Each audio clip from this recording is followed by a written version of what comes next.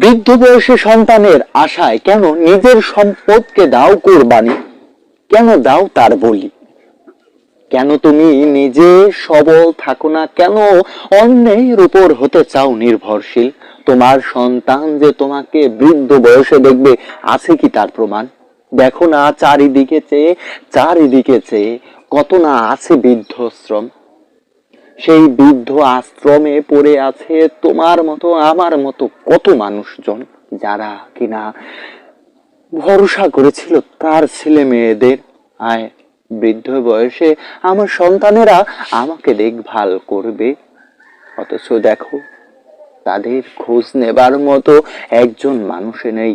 আমি তোমাদেরকে বলি, হ্যাঁ যুবক, হ্যাঁ আমার বন্ধু, হ্যাঁ আমার বড় ভাই, হ্যাঁ আমার ছোট ভাই, আমি সবাইকে বলি, তোমরা আত্মনির্ভরশীল থেকো। হোক না তোমার ছেলে সন্তান, তোমার কাছে যদি অর্থ না থাকে, বৃদ্ধ বয়সে তোমার সন্তানেরা দিবে না তোমায় দাম, দেখবে না তোমার মান, দেখবে না তোমার কোনো অবস্থা। যদি তোমার কাছে শেষ বয়সেও থাকে অর্থ, তবে তোমার সন্তানেরা তোমার নিবে কতই না যত্ন। আমি বলবো না সন্তানের অবজ্ঞা করো, আমি বলবো সন্তানের লালন পালন করো, কিন্তু তোমার জন্য কিছু অবশিষ্ট রেখো।